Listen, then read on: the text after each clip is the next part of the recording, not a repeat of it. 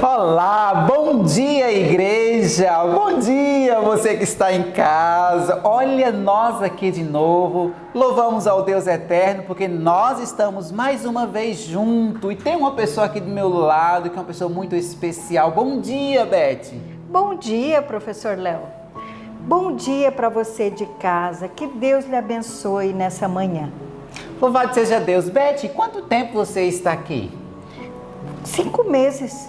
Ah, que coisa boa! O que você está sentindo ao passar esses 5 meses aqui na Escola de Profeta como uma aluna para se tornar daqui uns dias missionária? Aliás, já é uma missionária, né? Porque a Bíblia diz que aquele que já nasce do reino de Deus já é um missionário, né? E qual é a experiência que você está tendo ao passar aqui na escola? Ai, de muito aprendizado, de muitas bênçãos, que tanto para mim se estende aos meus familiares. Muito bem, Beth. Quantos missionários nós estamos precisando? Nós precisamos de 600 missionários. Aleluia, Beth, para esse mundo tão grande que para nós é grande, mas para Deus é pequeno, não é? Então nós estamos precisando, você que está aí do outro lado, que eu tenho certeza absoluta que o Espírito Santo está tocando na tua vida agora, para você ser um missionário do Deus eterno, para pregar as 3 mensagens angélicas que tem que ser pregadas a esse mundo inteiro, não é, Beth? Amém, isso mesmo. Louvado seja Deus por isso. Então eu convido você com muita alegria no coração de podermos ajoelhar e falar com quem? Com Deus, aquele que me criou e criou você também. Vamos ajoelhar e falar com Deus? Você que está aqui na Escola de Profetas, vamos ajoelhar e falar com a majestade do céu?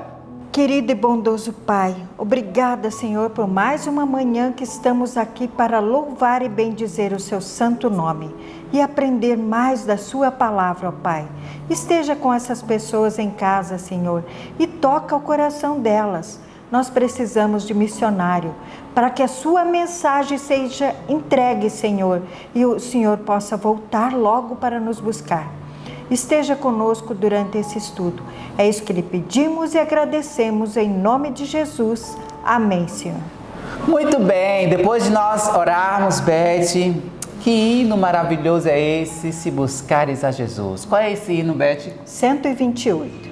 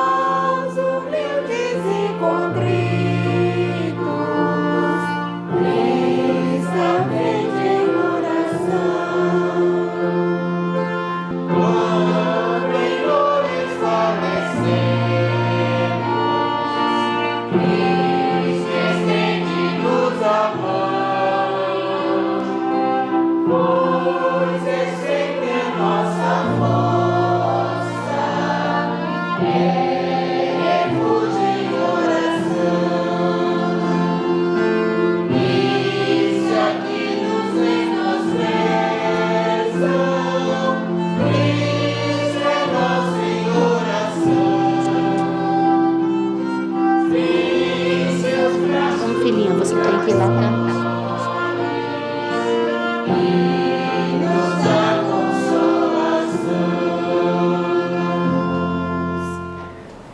Amém! coração. Louvado seja Deus por esse hino que encheu o nosso coração. Chegou o momento que você aí de casa, eu tenho certeza que você espera, e nós também, que é decorar a palavra do Deus eterno, porque daqui uns dias, Beth, nós não vamos ter a palavra do Senhor Jesus na nossa mão mais. Nós vamos ter isso aqui na nossa mente. Nós temos que estar com isso aqui todinha, Beth, decorado pela graça e o poder de Deus. É possível? É possível. 100%. Muitos dos nossos irmãos do passado morreram todos, a maioria, que deixaram isso aqui precioso para nós, para que nós tivéssemos a chance de podermos conhecer mais a Jesus. Então, qual é o texto desta semana, Beth? É Filipenses 1, do 27 ao 29.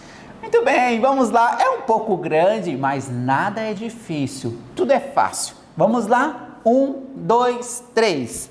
Filipenses 1, do 27 ao 29. Somente deveis portar-vos dignamente conforme o Evangelho de Cristo, para que quer vos veja, que esteja ausente, ouça acerca de vós, que estais no mesmo Espírito, combatendo juntamente com o mesmo ânimo pela fé do Evangelho.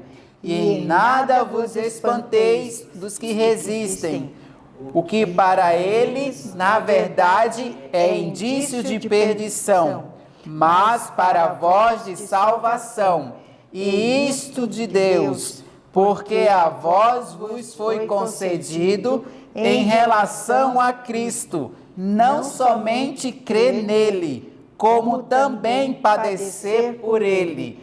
Filipenses 1, do 27 ao 29. Filipenses 1, do 27 ao 29. Somente deveis portar-vos dignamente conforme o Evangelho de Cristo, para que vá vos veja, que esteja ausente, ouça acerca de vós, que estejais no mesmo Espírito, combatendo juntamente com o mesmo ânimo pela fé do Evangelho. E em nada vos espanteis dos que resistem, o que para eles, na verdade, é indício de perdição, mas para vós de salvação. E isto de Deus, porque a vós vos foi concedido em relação a Cristo, não somente crer nele, como também padecer por ele. Filipenses 1, 27 ao 29. Filipenses 1, do 27 ao 29. Somente deveis portar-vos dignamente conforme o Evangelho de Cristo, para quer que vá vos veja, que esteja ausente, ouço acerca de vós, que estais no mesmo Espírito, combatendo juntamente com o mesmo ânimo pela fé do Evangelho, e em nada vos espanteis dos que resistem, o que para eles, na verdade, é indício de perdição, mas para vós de salvação. E isto de Deus, porque a vós o foi concedido em relação a Cristo, não somente crer nele, como também padecer por ele. Filipenses 1, do 27 ao 29. Muito bem. Tem aí umas vírgulas, tem umas coisas, mas a passar do dia, que vai decorando, a gente vai conseguindo decorar ele tudinho normalmente. Então, um bom dia para você. Vamos ficar agora com o estudo e encher o nosso coração pela graça e o poder de Deus. Vamos lá? Bom dia para você. Bom dia e fique com Deus. Bom dia a todos vocês. Bom dia. É uma alegria darmos continuidade ao projeto de estarmos cada dia relembrando algum pedaço, algum texto, alguma parte da Bíblia e ao mesmo tempo ligando, unindo esta parte da Bíblia com a parte do livro Profetas e Reis, nesta sequência que já está quase terminando. E então depois vocês entrarão no maravilhoso livro O Desejado de Todas as Nações. O tema de hoje abarca os capítulos 10, 11, 12, 13 e 14 de Zacarias. Portanto, 10 ao 14. E do livro O Profetas e Reis tem um título bonito: A Vinda de um Libertador. Eu estava pensando nesta hora o que falar da vinda de um libertador e o que isso significa para você que está aqui e também para você que está em casa, no carro, no sofá ou andando. A vinda de um libertador. Me veio à mente apresentar na introdução um pequeno comentário para introduzir o tema. Peguei meu celularzinho e escrevi aqui, Pessoas libertas de sequestros. Tem bastante. Dê graças a Deus porque você está aí tranquilo. Somente para ilustração. PF liberta refém de sequestro e recupera 2 carros roubados. Polícia esclarece o sequestro e liberta a vítima depois de 16 dias de cativeiro. Polícia Civil liberta a vítima de sequestro e prende um dos suspeitos. Não estou mencionando os lugares, mas aqui está. Polícia liberta um casal de cativeiro em tal lugar. Polícia liberta vítimas de sequestro relâmpago. Bom, aqui não acaba, vai a sequência como é normal. O que significa uma pessoa estar sequestrada? Nem pense em um dia passar por essa experiência e nem escolha. Geralmente as pessoas não escolhem. Você fala, é verdade. Não, tem uns que escolhem. Há pessoas que para ganhar um dinheiro, ou de um pai, ou de uma herança, ou de alguma coisa, ou de um seguro, eles fingem um sequestro, então elas querem ser sequestradas. Mas isso são os casos excepcionais de banditismo. O sequestro normal, a pessoa não quer isso. Então, nosso título é A Vinda de um Libertador. Se há um libertador, o que há? Alguém que foi preso ou alguém que foi sequestrado. Quando nós olhamos para a Bíblia, eu olhei aqui os vários tipos de sequestros que na Bíblia aparecem e ligando com estes aqui que são relatados na nossa história, eu escolhi um deles, um jovem chamado Samuel Northrop.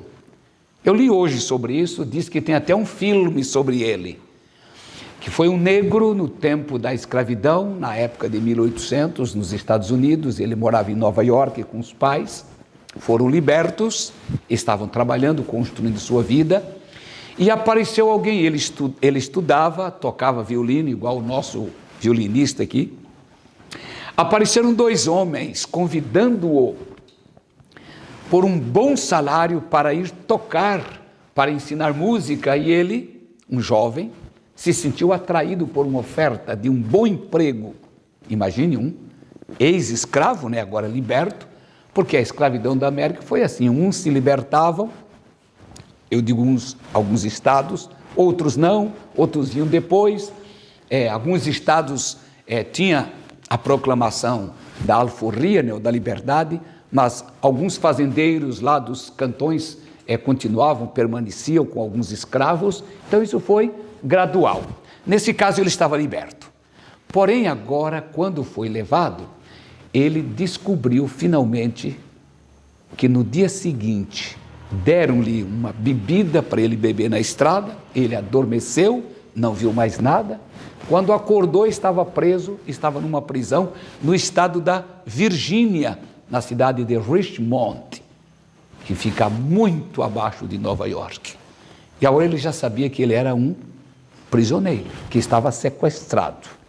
E então foi vendido para outros fazendeiros em uma região distante. Bem, a história é comprida, né? Nós não vamos tratar sobre isso, é só para ilustrar. Ele passou 12 longos anos na prisão.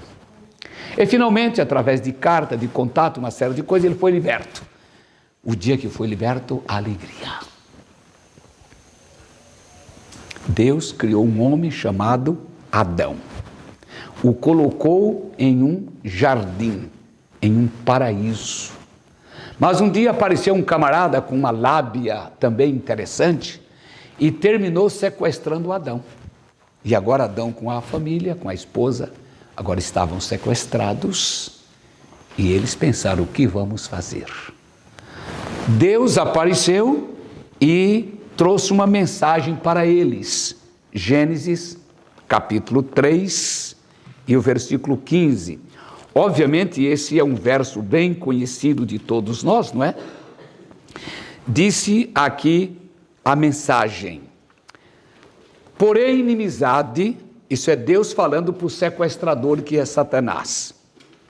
Porém inimizade entre ti, sequestrador, e a mulher, entre a tua descendência, sequestrador, e o descendente da mulher.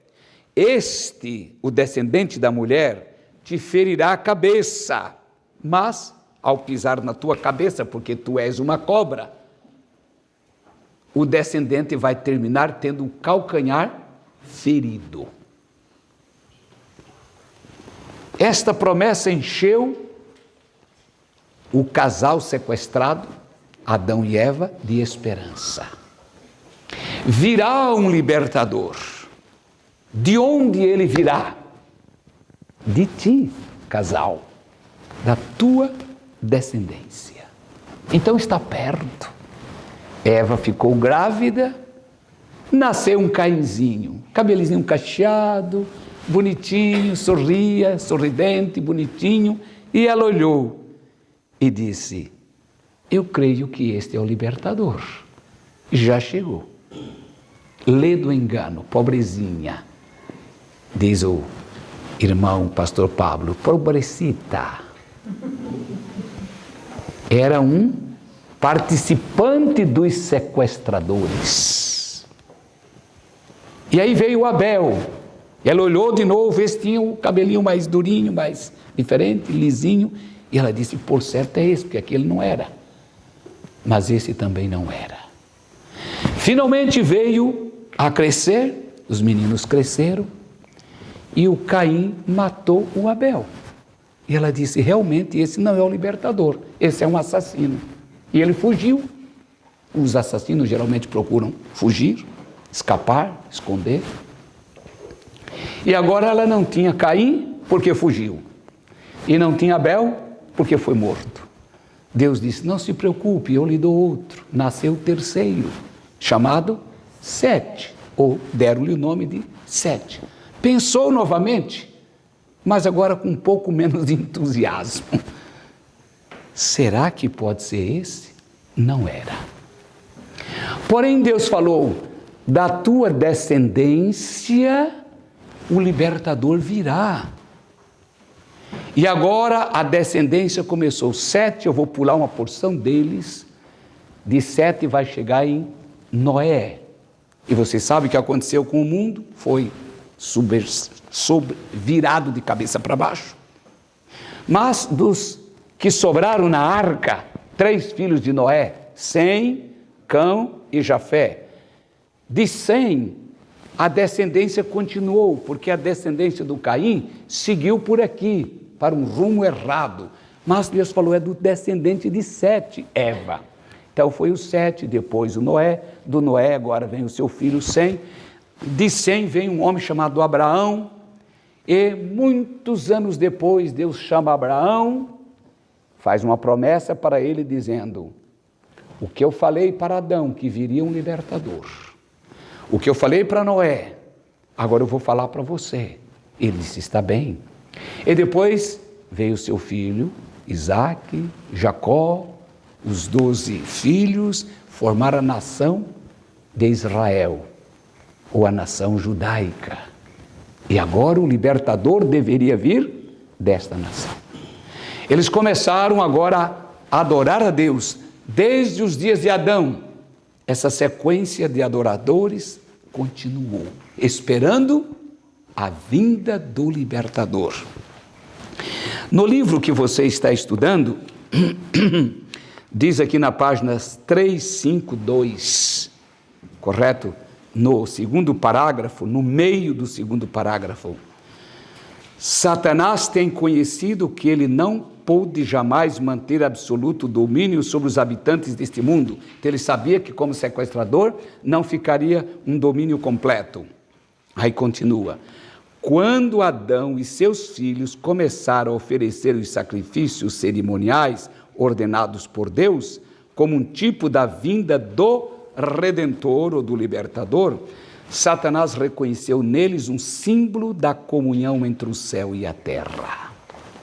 Agora ele sabia que esta comunhão era a comunhão do povo com Deus e que desse povo viria então o libertador. Porém, os israelitas continuaram aguardando, e aquilo que repetiu com Eva algumas vezes era corrente agora entre os israelitas. Cada mãe que ganhava um bebê, menino, e era o primeiro primogênito, estas mães reviviam a promessa do libertador, dizendo: não será este. Mas Deus falou: mães, o libertador virá de uma de vocês. Todas as mães ficaram prontas, por isso acontecia isso. Mas Deus falou: eu vou dar algumas dicas para vocês não ficarem desesperadas cada vez que nasce um filho. Sim, Senhor, quais são as dicas? Vamos ler então algumas dicas que eu coloquei aqui. Isaías capítulo 9, verso 6. Agora nós vamos ler bastante textos, tá bom? Isaías capítulo 9, versículo 6, fala das características deste menino.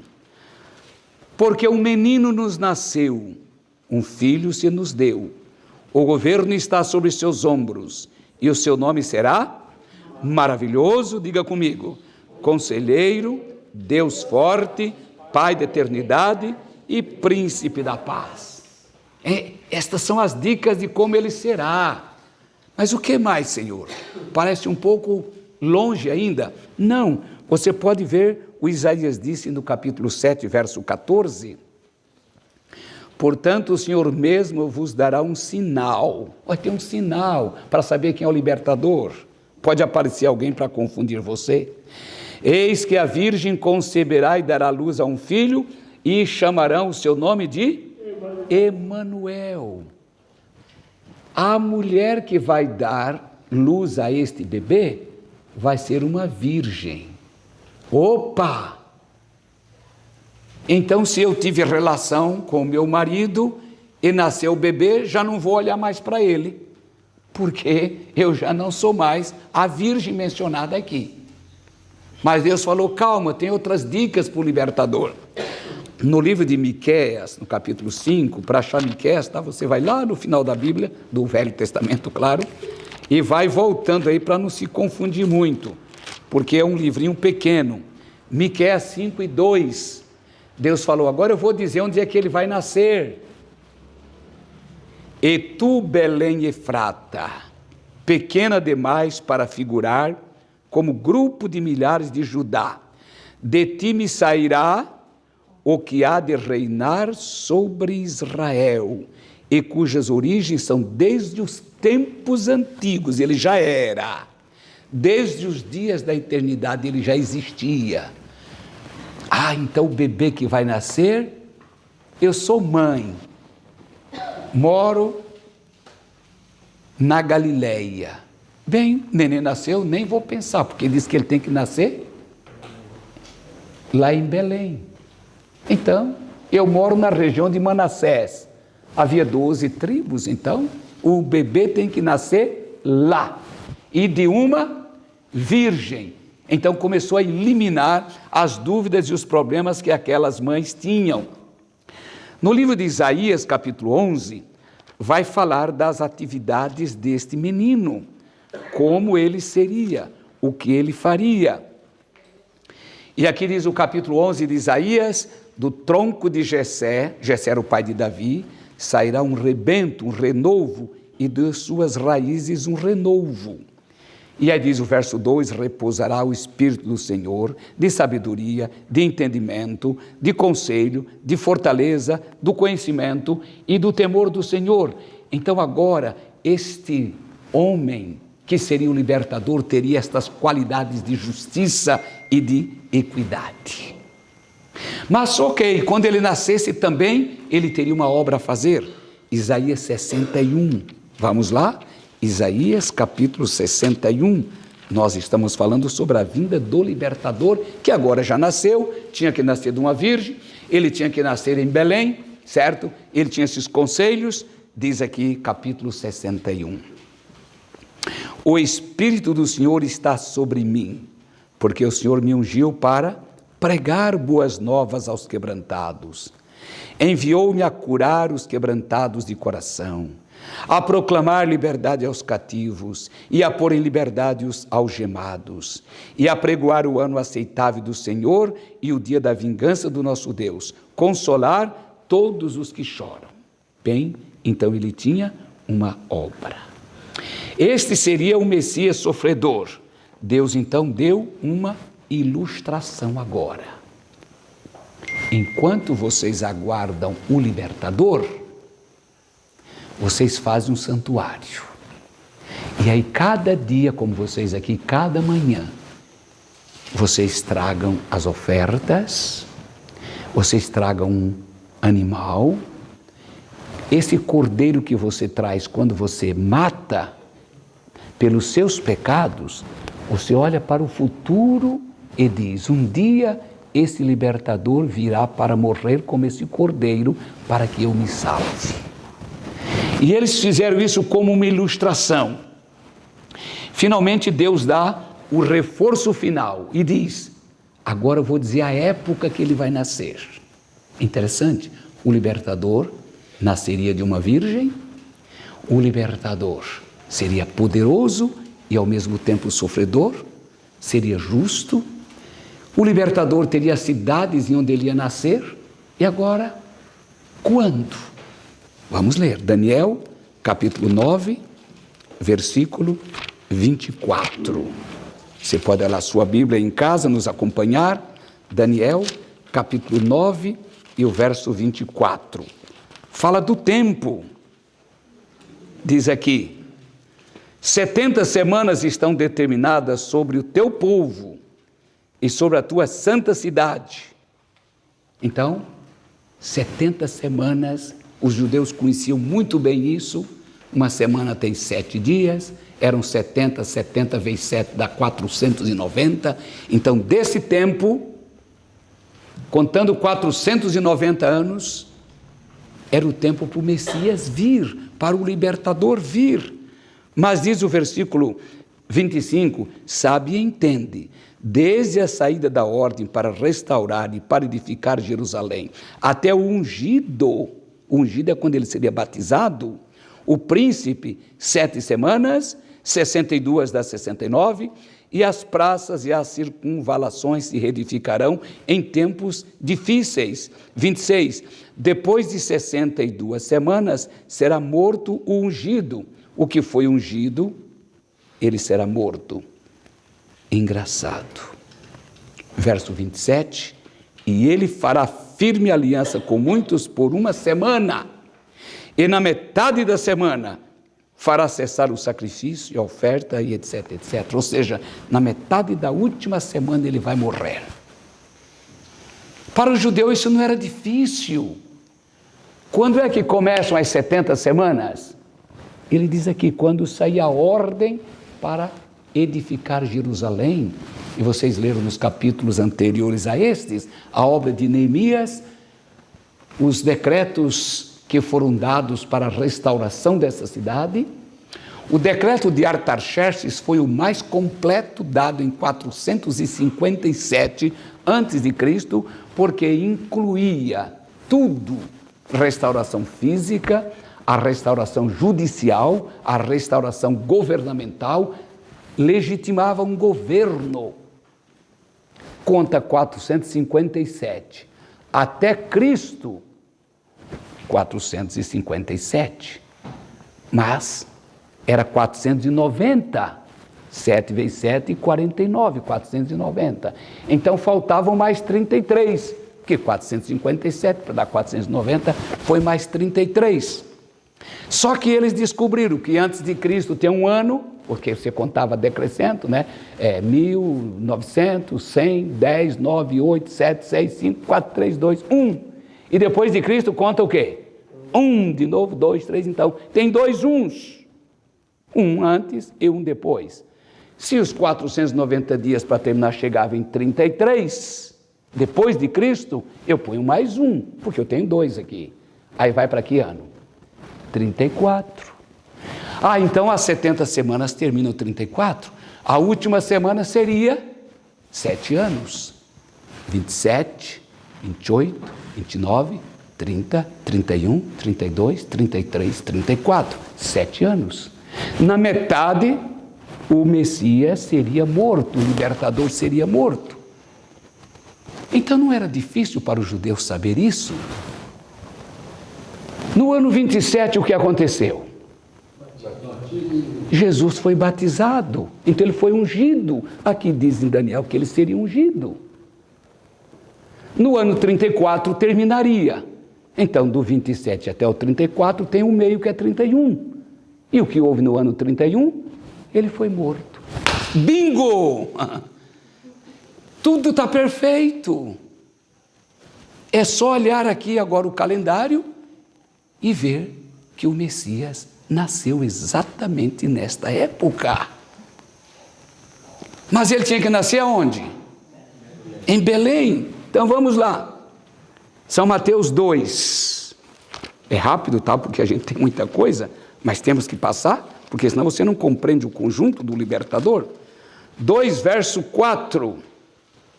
Diz que vieram os magos lá do Oriente, perguntaram para os judeus onde é que o Messias nasceu, onde é que o rei nasceu, onde é que o libertador nasceu, e os judeus disseram, a gente não sabe.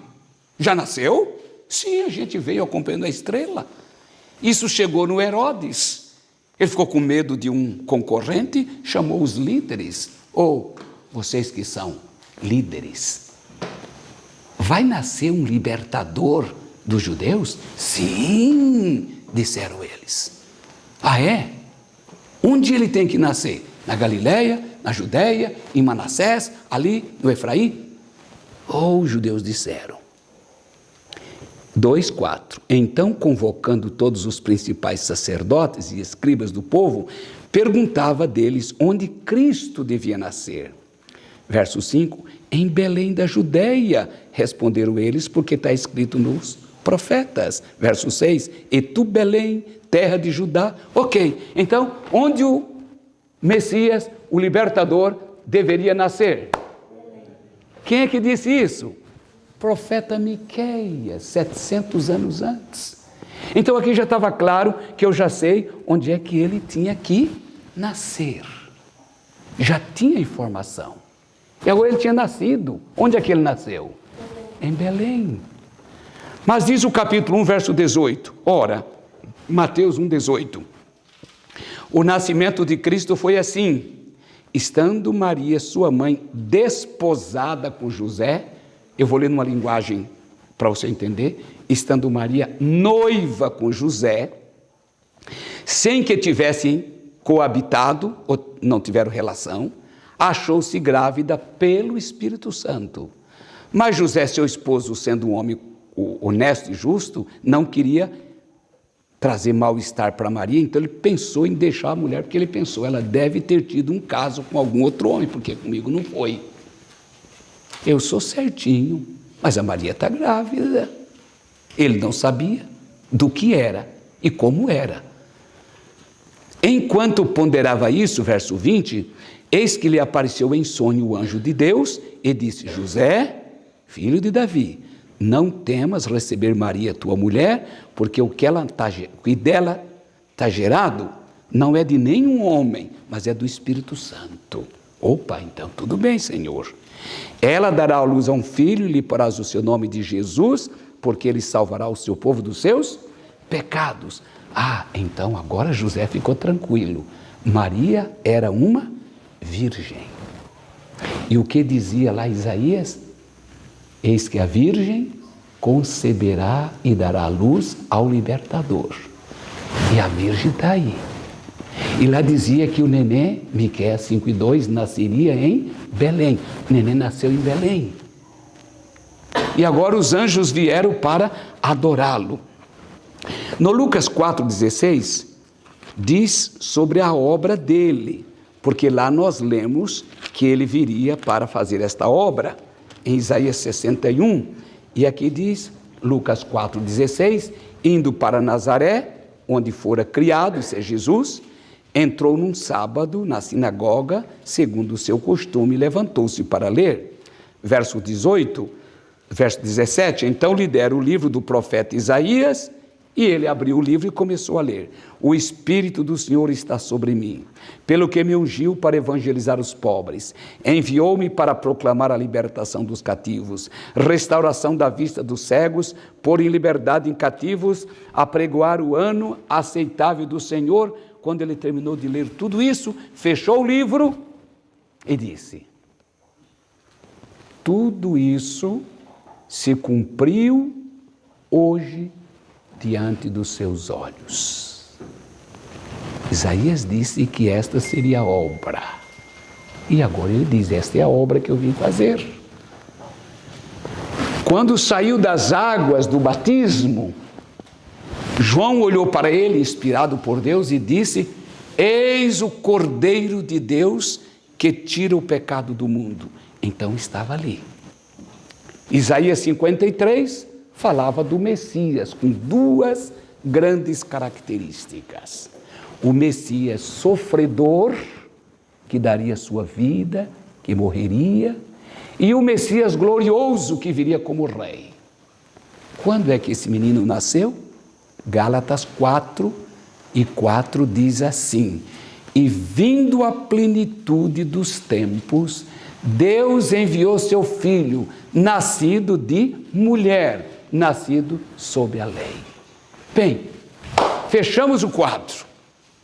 Tudo o que foi dito como dicas para o libertador aconteceu. Agora, Maria segurava o bebê no colo, diferente de Eva e diferente de qualquer mulher hebreia ou judia, e Maria podia dizer: este é o libertador. Para o libertador. O que aconteceu com a nação? Vamos agora para a conclusão. No livro de João, eu posso mencionar de mente, mas eu quero que você leia. Você está em casa, abra sua Bíblia. João capítulo 1 e o versículo 11, é o quarto evangelho. Agora o libertador começa a sua obra, agora o libertador é apresentado, faz seus milagres, proclama o reino, liberta os cativos, mas tristemente, com lágrimas, João escreveu, 1:11 de João. Ele veio para o que era seu, complete você. Mas os seus não o receberam. Você pode imaginar que você foi sequestrado, você e sua esposa, ou seu filho, e você está em algum buraco por aí, debaixo da terra, ou em uma construção velha, e alguém chega e consegue falar com você no seu celular, porque você deixou o celular escondido em algum canto que os sequestradores não viram, e você desligou. Mas agora que ele saiu para beber água, você manda uma mensagem para alguém, e chega alguém, e o sequestrador está dormindo, porque ele bebeu uma cachaça, e o sequestrador está ali, como que imóvel, e o seu libertador chega, faz assim para você, você diz: o que é que você quer? Ele pega uma plaquinha e diz: eu vim libertar você, vem, aproveite.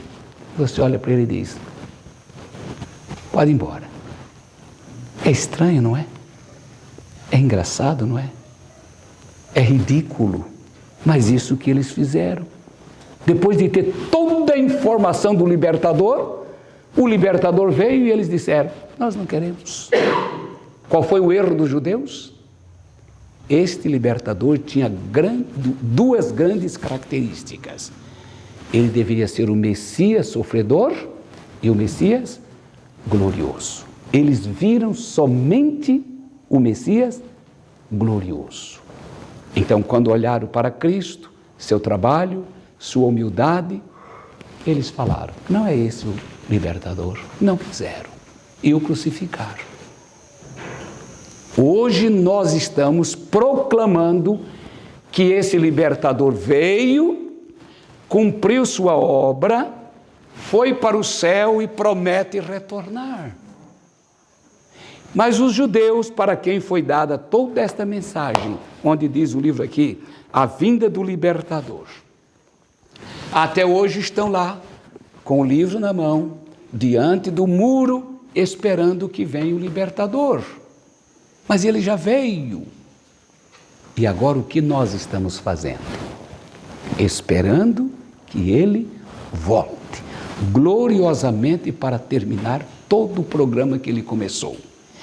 E agora, terminando o último verso, para vocês não se cansarem, não é? Disseram que eu tenho que ficar dentro de meia hora. No livro de Zacarias, no capítulo 14, voltemos lá no nosso texto, que era Isaías 10 até o 14, não conseguimos ler tudo, né? Zacarias, capítulo 14, verso 4. Agora nós estamos aqui ainda nesse cativeiro, nós somos os sequestrados, mas agora nós somos libertos, mas ainda estamos no campo do sequestrador, esperando esse momento. 14 e 4. Naquele dia que ele vier, estarão os seus pés sobre o Monte das Oliveiras, que está de frente de Jerusalém para o oriente. O Monte das Oliveiras será fendido pelo meio, para o oriente e para o ocidente, e haverá um vale muito grande. Metade do monte se apartará para o norte e outra para o sul. E então, este grande libertador, Cristo Jesus, virá em nuvens e em glória, com os anjos e em majestade, para nos tirar do cativeiro final. Amém? Amém. Que dia glorioso será quando seus pés se colocarem no Monte das Oliveiras, e o Monte das Oliveiras se tornar-se-á numa grande planície, e os salvos poderão para sempre dizer: Senhor, agora estamos libertos do cativeiro por toda a eternidade. Amém? Esse é o estudo.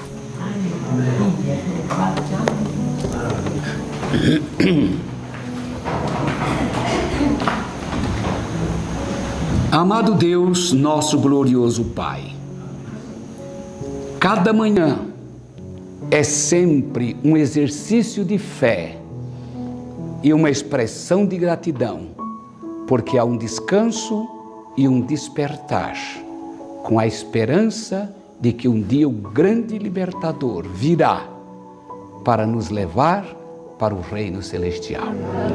De volta para a casa de Adão, de volta para o jardim do Éden restaurado. Senhor, aqui está a professora Maísa, o professor Leandro, os demais professores e servidores, estão os alunos aprendendo a respeito de Ti, e estamos nós com os olhos fixos nos céus, esperando que o libertador venha. Senhor, receba nossa vida, nossa dedicação, nossa certeza, nossa fé, nossa confiança, no nome de Jesus. Amém.